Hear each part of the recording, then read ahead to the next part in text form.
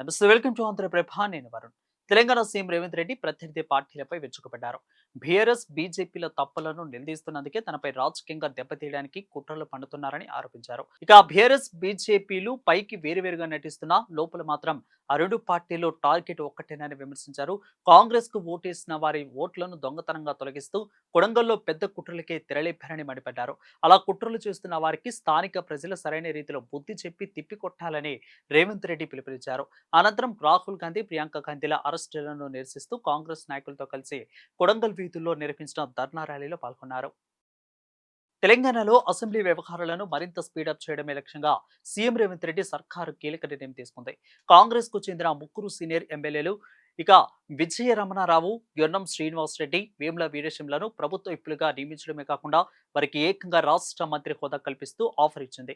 ప్రభుత్వం జారీ చేసిన జీవో ప్రకారం వీరికి ఇకపై కేబినెట్ మంత్రులతో సమానంగా ప్రోటోకాలు, అధికారిక మర్యాదలు, సకల సౌకర్యాలు దక్కుతాయి. ఇక మార్చి 18 నుంచి వీరు విప్లుగా బాధ్యతలు తీసుకుంటున్నట్లు స్పష్టం చేసిన సర్కారు ఇక ఈ మంత్రి హోదా, ప్రోటోకాల్ గౌరవాలు కేవలం వారు విప్పు పదవిలో ఉన్నంత కాలం మాత్రమే వర్తిస్తాయని క్లారిటీ ఇచ్చింది.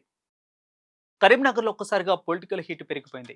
కేంద్ర మంత్రి బండి సంజయ్ కార్యాలయాన్ని ముట్టడించేందుకు కాంగ్రెస్ కార్యకర్తలు ఒక్కసారిగా దూసుకెళ్లారు. ఇక దీంతో అక్కడ ఉద్రిక్తత నెలకొంది.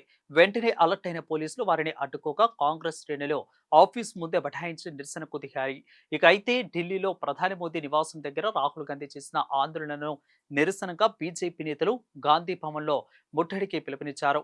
అయితే ఢిల్లీలో ప్రధాని మోదీ నివాసం దగ్గర రాహుల్ గాంధీ చేసిన ఆందోళనలకు నిరసనగా బీజేపీ నేతలు గాంధీ భవన్ ముట్టడికి పిలుపునిచ్చారు. దీనికి కౌంటర్ గా కాంగ్రెస్ నేతలు బండి సంజయ్ ఆఫీసు వైపు రావడంతో అక్కడ వాతావరణం ఊహించని విధంగా మారిపోయింది. కేంద్ర మంత్రి బండి సంజయ్ కాంగ్రెస్ పార్టీపై విమర్శలు చేశారు. నీట్ వివాదం, రాష్ట్రంలో 6 గ్యారెంటీల అమలులో విఫలమైన రేవంత్ రెడ్డి ప్రభుత్వం ప్రజల దృష్టిని మళ్లించేందుకే ఈ ఆందోళన నాటకాలకు తెరతీసిందని మండిపడ్డారు. రాహుల్ గాంధీ ప్రతిపక్ష నేతగా ఉన్నంత కాలం అది బీజేపీకే ప్లస్ అవుతుందని, నిజానికి ఆయనే తమ పార్టీకి బ్రాండ్ అంబాసిడర్ అంటూ చురకలంటించారు. ఇక ఢిల్లీలో రాహుల్ గాంధీ, ఇక్కడ సీఎం రేవంత్ రెడ్డి చేస్తున్న ధర్నాలన్నీ పొలిటికల్ డ్రామాలేనని కొట్టిపారేశారు.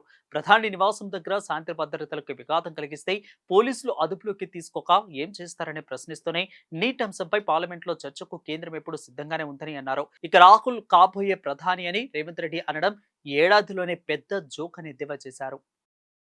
గిగ్ వర్కర్ల కష్టాలపై తెలంగాణ రక్షణ సేన అధ్యక్షురాలు కల్వకుంట్ల కవిత తీవ్రంగా స్పందించారు. స్విగ్గీ, జొమాటో, ఓలా, ఊబర్, ర్యాపిడో వంటి సంస్థల్లో పనిచేస్తున్న లక్షలాది మంది డ్రైవర్లు, గిగ్ వర్కర్లు రోజంతా కష్టపడ్డా చేతిలో ఒక్క రూపాయి కూడా మిగలడం లేదని ఆవేదన వ్యక్తం చేశారు. అగ్రిగేటెడ్ సంస్థలు వారిని మోసం చేస్తున్నాయన్న ఆమె గత 3 ఏళ్లుగా ఛార్జీలు పెంచాలని అడుగుతున్నప్పటికీ ప్రభుత్వం పట్టించుకోవడం లేదని మండిపడ్డారు. ఇప్పటికైనా సర్కారు వెంటనే జోక్యం చేసుకుని కంపెనీలతో మాట్లాడాలని, వాళ్లకు న్యాయమైన రేట్లు వచ్చేలా చూడాలని డిమాండ్ చేశారు. ఇక ఈ క్రమంలోనే గిగ్ వర్కర్లకు తమ తెలంగాణ రక్షణ సేన ఎల్లప్పుడూ అండగా ఉంటుందని కవిత స్పష్టం చేశారు. తెలంగాణ రైతులకు కేంద్ర ప్రభుత్వం ఒక అదిరిపోయే న్యూస్ చెప్పింది. ఈ రబీ సీజన్లో రాష్ట్రం నుంచి అదనంగా వరి ధాన్యాన్ని సేకరించేందుకు గ్రీన్ సిగ్నల్ ఇచ్చింది.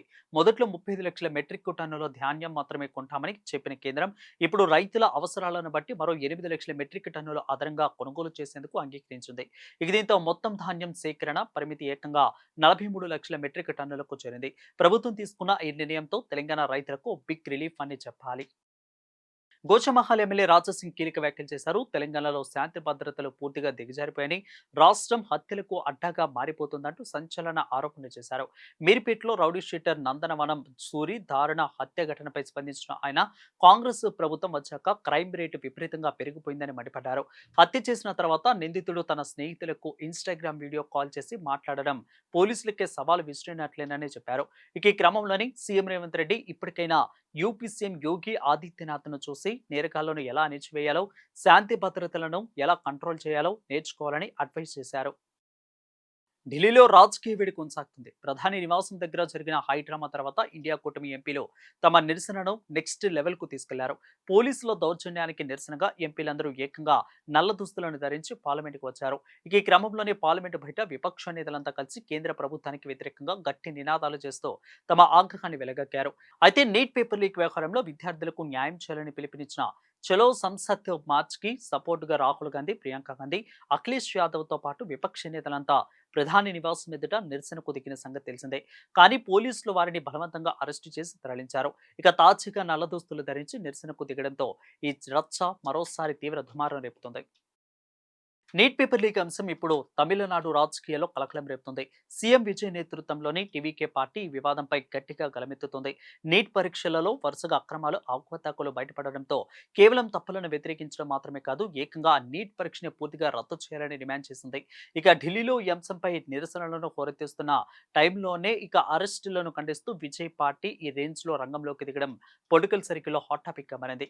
ఇక ఈ క్రమంలోనే విద్యకు సంబంధించిన నిర్ణయాలపై కేంద్రం తన ఆధిపత్యం వదిలేసి ఆ పూర్తి అధికారాలను రాష్ట్రాలకి అప్పగించాలని టీవీకి డిమాండ్ చేయడంతో ఇప్పుడు దక్షిణాది పొలిటికల్ హీట్ మరింత పెరిగింది.